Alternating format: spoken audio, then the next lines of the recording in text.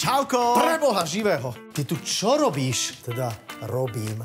Prišiel som zažúrovať so svojím starším ja. Kamoško, ja už dávno nežurujem. To fakt? Ja utekam do vysielania a potom idem vyzdvihnúť vianočné darčeky do Alza boxu. Ty sa dal na box s mojím nosom? A vy mi volajte do štúdia a povedzte mi, aký najhorší darček ste kedy dostali na Vianoce. Počkaj, to riešite vianočné darčeky už teraz v októbri? Ale jasné, ja chcem mať na Vianoce úplný pokoj, ne? A máme to tu. Ide sa do Alza boxu.